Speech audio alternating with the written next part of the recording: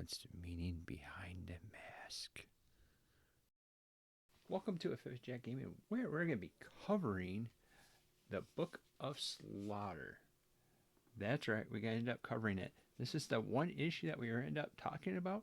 I know it's a few days delayed. I'm sorry about that, but we're still going to cover it. Why? Because this answers some of the questions that we would be having with something that is killing the children. This is a way to be able to explain what is behind the orders that they end up having. Before we slice our way into that book, let's go over and visit the channel sponsor, Organic Price Books, where you can use the code of Fifth of Jack to save $2 off. If you have 4 or more books, you can use the code Jack It Together to save 5% off your entire order instead. Orders of $30 or more gets free media mail shipping, and you get to see how bomb-proof that OPB is. All right, without further ado, let's slide on over. I was able to pick this up over on Hoopla, so you'll have a nice good old digital version that you'll be able to see, and we'll be able to break this down real quick. You could pick this up as the single issue. This issue has a cover price of $10, or you get lucky enough to have Hoopla, you could end up downloading it and be able to read it for free. If you don't know about Hoopla, Hoopla is something that you can end up getting from your library or through your library to be able to end up accessing a whole bunch of different books. Let's get it going. This deals with a fallout from Volume 1 of the Deluxe, and we end up finding out that Erica Slaughter is the only remaining Black Mask in the organization. So, in investigating, trying to figure out what they wanted to be doing, they asked for the Book of Slaughter. Alright, so this is a neat little piece that they have of the book, where it actually breaks down the Book of Slaughter for us to be able to see what's inside the book and what that main character is reading. The selection process, the totem, sacrament, the mark of the order, hunter's training, and then these are the first masks that we're being introduced to. You're introduced to the white mask, which is the more common one up between all the houses. This is where they end up hunting more as a pack. Then we got the black mask. This is the more loner, or I like to say the best version of Wolverine, where they're all alone out there and not active. The hunt, earning your teeth. Apprentice, loss of sight, blind hunt, trepidation. And now we're going to have a few more masks that we end up having.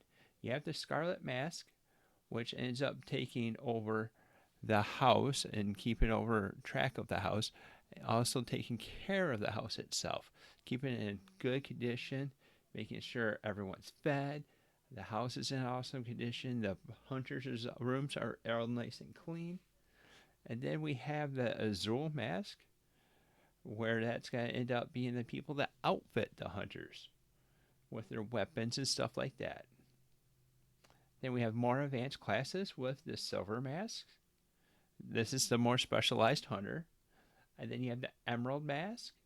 These are ones that are even more higher up with it. This is where they end up either going over for more training after they become a master of the Silver Mask, or they end up actually going out in the wild and hunting a dragon.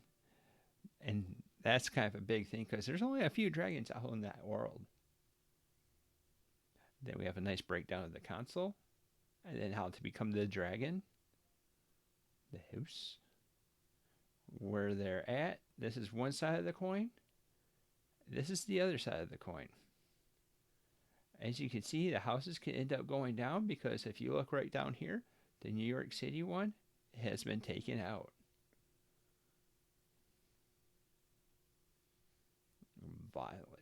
Violet Mask,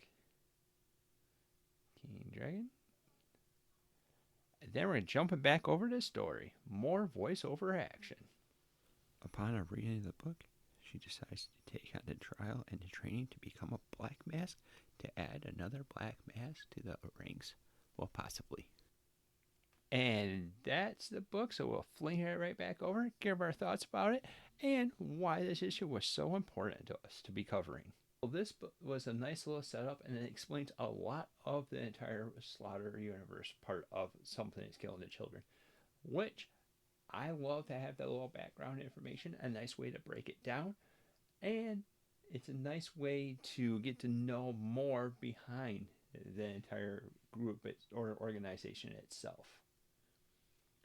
Honestly, I don't really want to rank this because it's not really going to be a huge story with it. But if you're one that needs to know more, this is the source that you'll be able to go to. Have you read it? Have you read Something That's Killing Children? What did you think of it so far? We're halfway through the run that we have so far. Stay tuned to this Friday where we'll end up having Volume 2 dropping, and we'll be able to go out, read that, and give you our thoughts about what we think about that book. If you're liking the content we're putting out, like, subscribe, and hit that little bell icon to be notified whenever we come out with new content. And until next time, we'll see you guys later.